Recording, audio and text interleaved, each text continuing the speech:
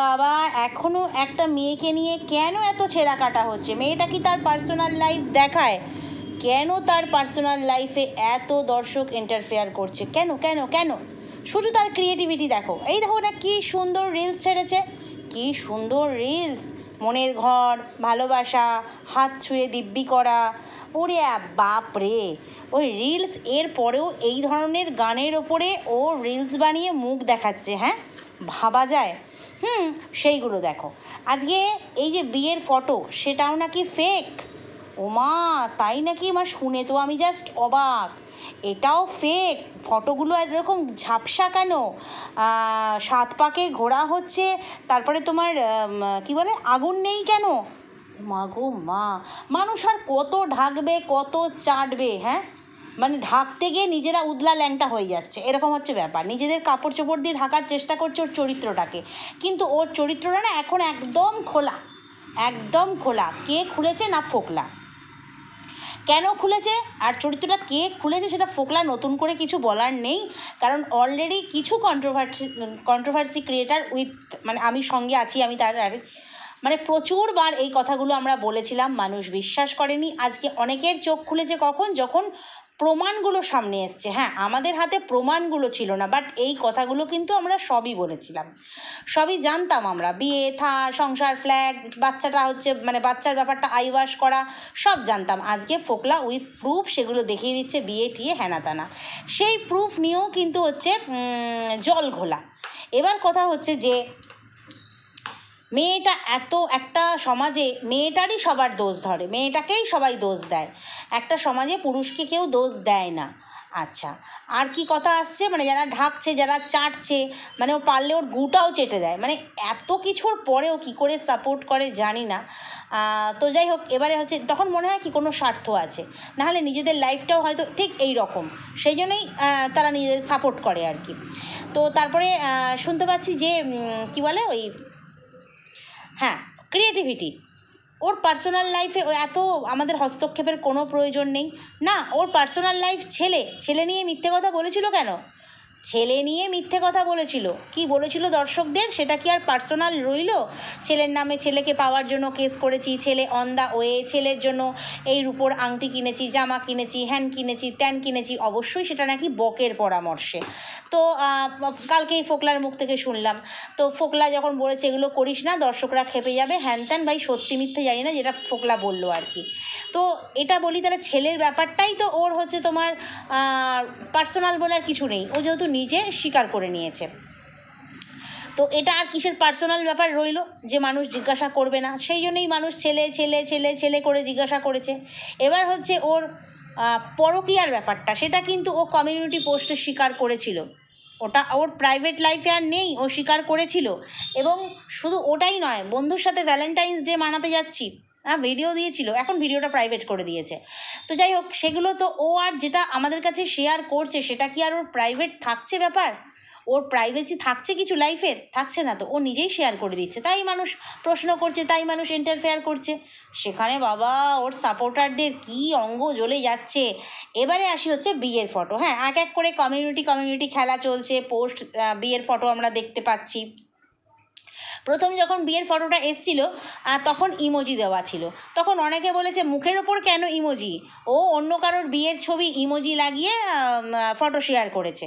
হ্যাঁ, আমাকেও একজন বলেছিল যদি ক্ষমতা থাকে ইমোজিটা সরিয়ে ফটোটা দে। আমি একটা শর্ট ভিডিও দিয়েছিলাম ওদের, সেই কি মুম্বাই কি রানী, মুম্বাই কি রানী না গানটা, যে মুম্বাই রানী গানটা যে রিসেন্ট বেরিয়েছিল আর কি, খুব হিট হয়েছিল, ভাইরাল হয়েছিল গানটা।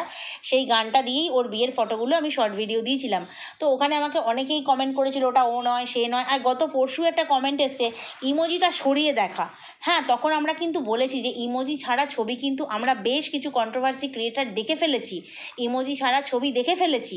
সে যেভাবেই লিক হোক না কেন, যে ওটা কিন্তু এই মিনাই, ওটা কিন্তু মিনাই, তাও কিন্তু অনেকে বিশ্বাস করেনি। এখন যখন ইমোজি ছাড়া ছবি চলে এলো ফোকলার দ্বারা, মানে ওর সেকেন্ড হাজব্যান্ডের দ্বারা, তখন কি বলছে যে ছবিগুলো হচ্ছে তোমার মানে এআই দিয়ে তৈরি করা। ছবিগুলো প্রথম দিকে বলেছি ছবিগুলো এআই দিয়ে তৈরি করা, এবং ছবিগুলোকে ওর মানে মুখটা এনে কেটে এনে ওই এআইয়ের দ্বারা এডিট করে বসিয়ে দেওয়া হয়েছে।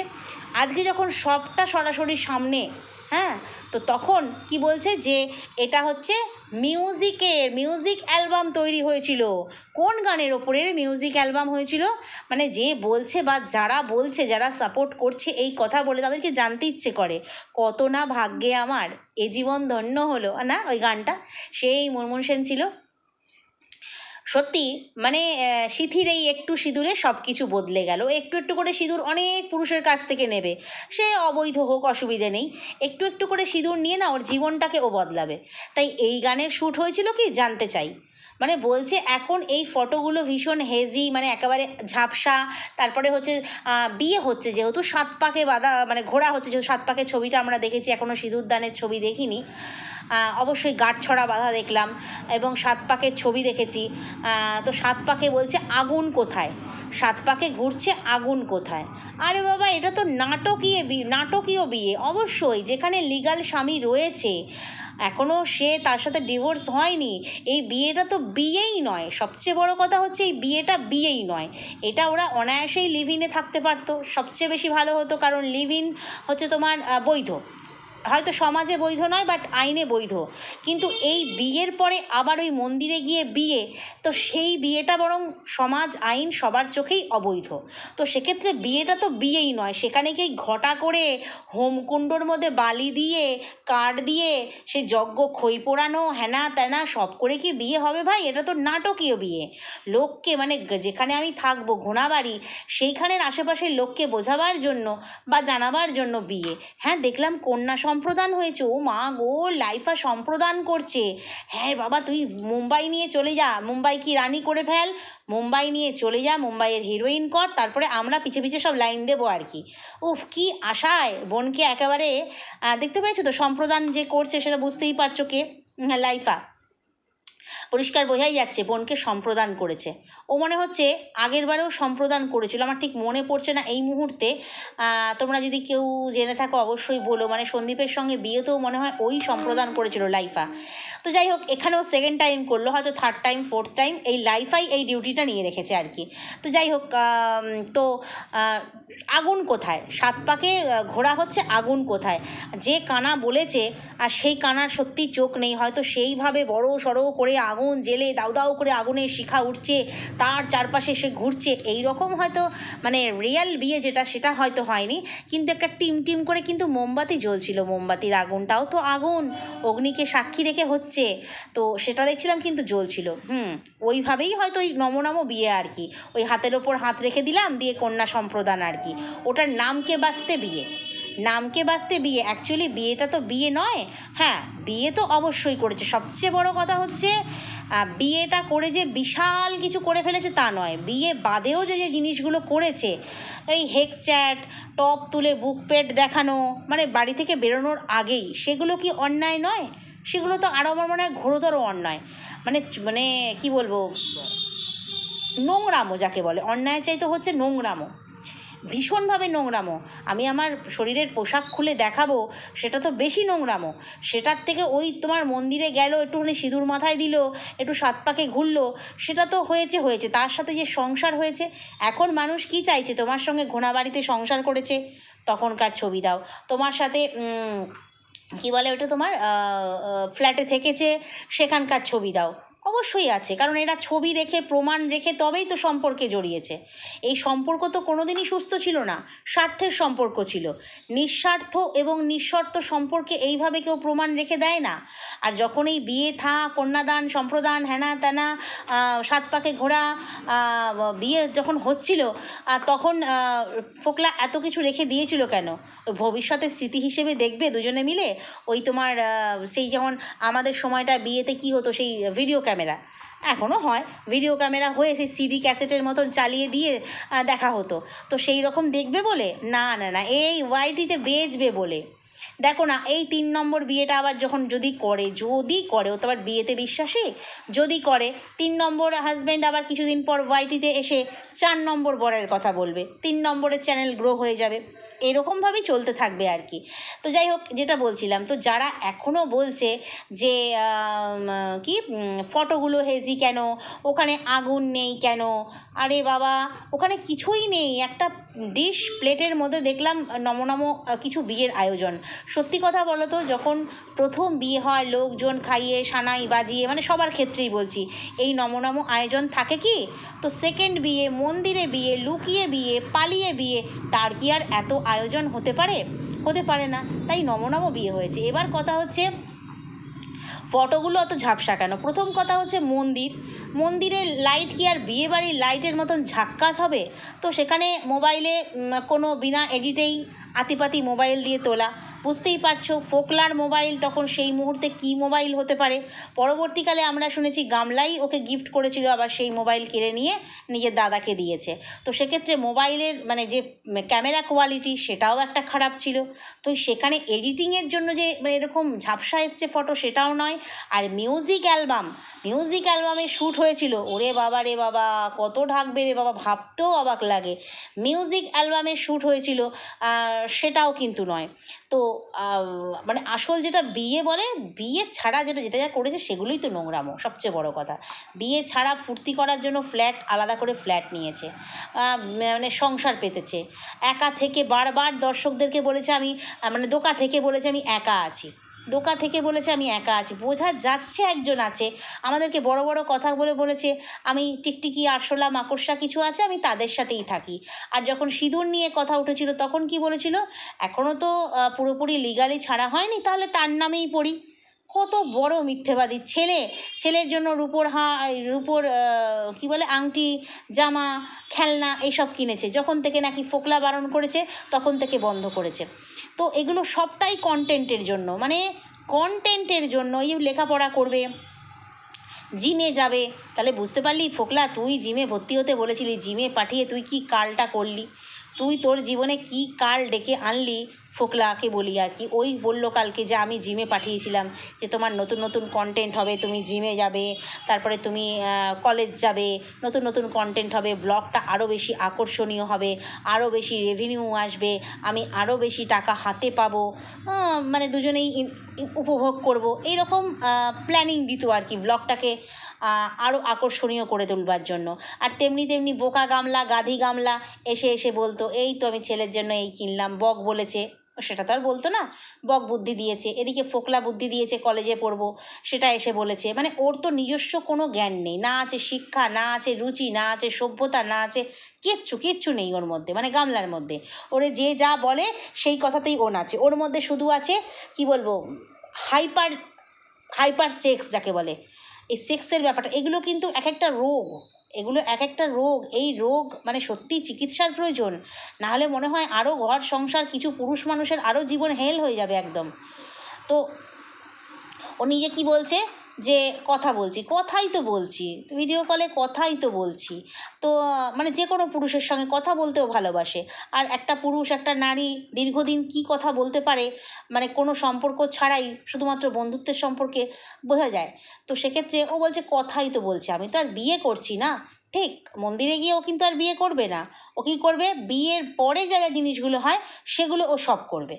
বিয়ের পরে যা জিনিসগুলো হয় সেগুলো সব করবে, বাট বিয়ে ও করবে না, ও শুধু এনজয় করতে থাকবে।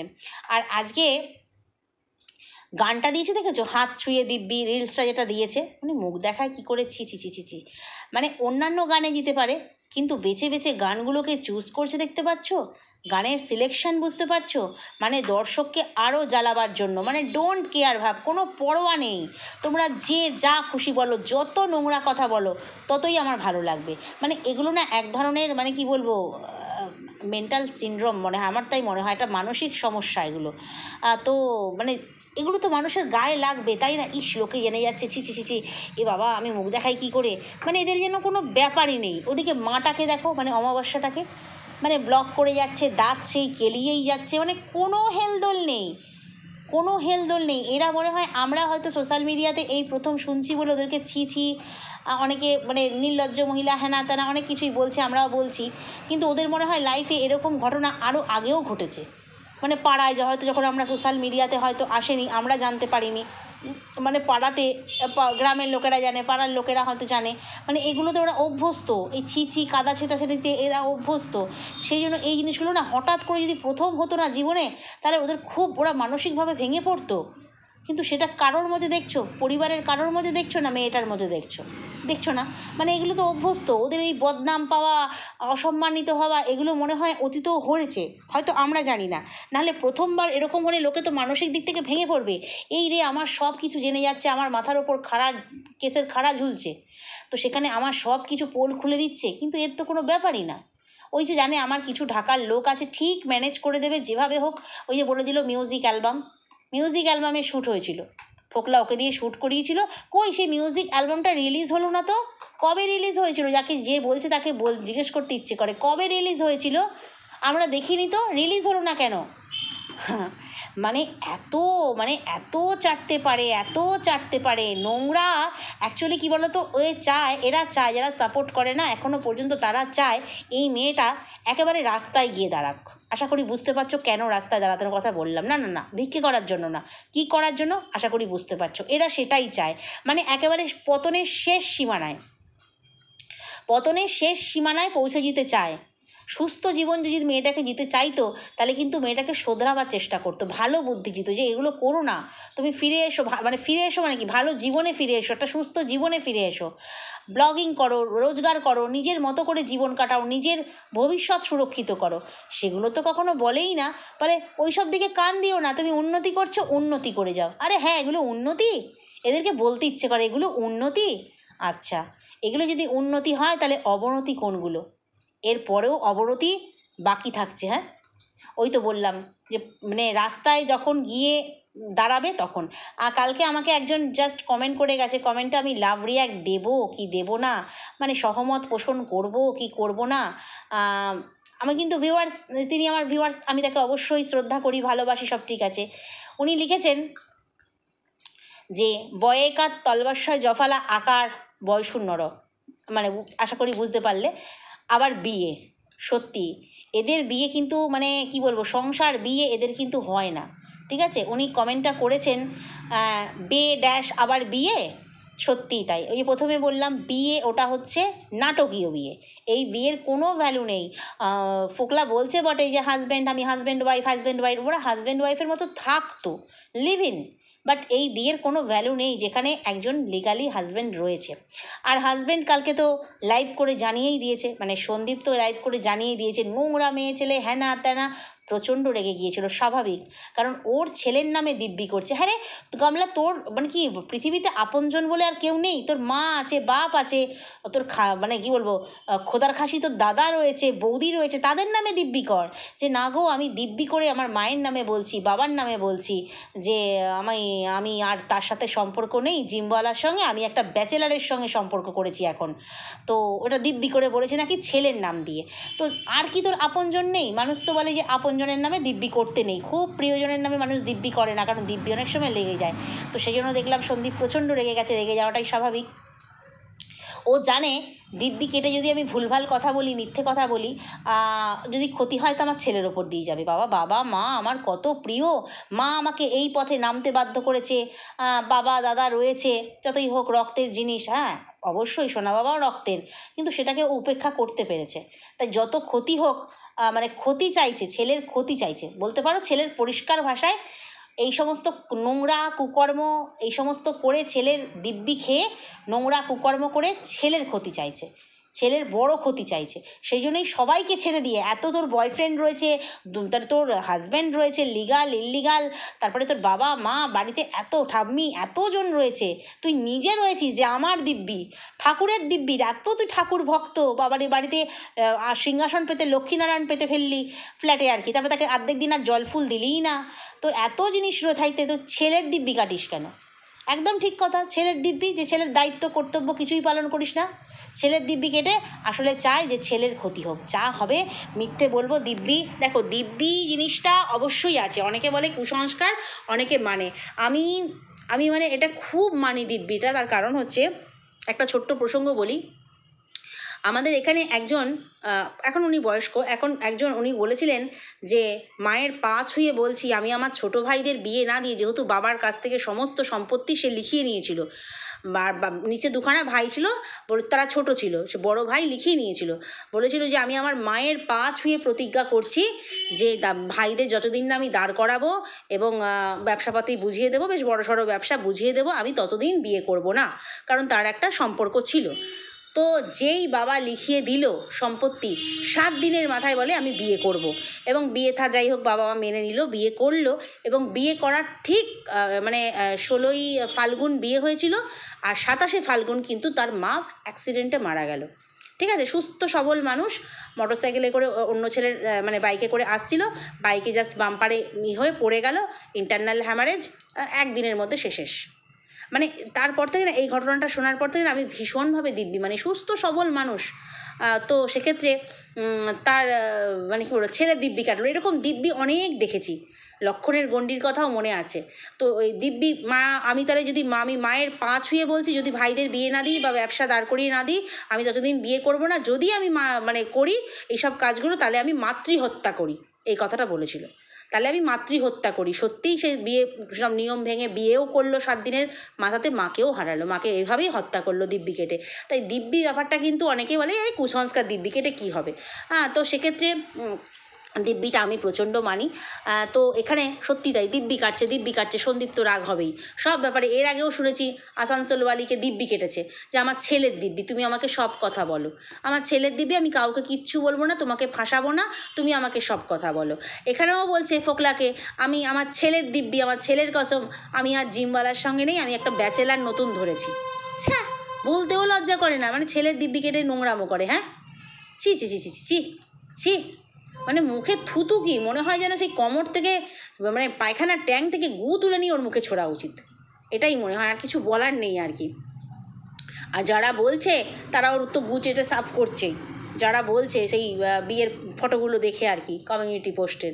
এবার ফোকলা কেন দিচ্ছে, ফোকলা কি ইনোসেন্ট? মোটেই নয়, ফোকলা সব জেনেই তো হাত বাড়িয়েছিল, যে তো আমি 2 দিন কথা বলেছি বলেই আমাকে বিয়ে করতে হবে এমন কোনো কথা নেই, পাশে থাকতে হবে এমন কোনো কথা নেই, কোন আইনে আছে 2 দিন কথা বললেই, দেখিনি কিছু না, 2 দিন ফোনে কথা বললেই তাকে বিয়ে করতে হবে? পুলিশ প্রশাসন, কোর্ট কাছারি কোথাও এরকম জোর করে ওকে বিয়ে দিতে পারতো না, ওর না শখ থাকলে। ওর তখন খুব শখ জেগেছিল, 1 লাখ টাকার শখ জেগেছিল, রোজগেরে মেয়ে, আর জাহাজের চাকরি গুটিয়ে দিয়ে চলে আসলো, মানে দুজনকে স্বপ্ন দেখিয়েছে। এ দেখেছে স্বপ্ন 1 লাখ টাকায় আমি ওর পয়সায় খাবো দাবো শোবো ঘুমাবো এ করবো, আর এ স্বপ্ন দেখেছে আমি মুম্বাই যাবো, বিয়ে করে নিই, মুম্বাই চলে যাও, আমরা ডিভোর্স করিয়ে নেব। তো দুজনের দুরকম স্বপ্ন দেখেছে, স্বপ্নে ম্যাচ করেনি, সেই জন্যেই 1.5 বছরেই সব ফক্কা ফিনিশ, একদম শেষ নাটক। তো চলো ভিডিওটা এখানেই শেষ করি, নেক্সট ভিডিওতে আগামীকাল আবার কথা হবে। যদি কোথাও ভালো লাগে লাইক কমেন্ট শেয়ার সাবস্ক্রাইব করে সঙ্গে থেকো। টাটা।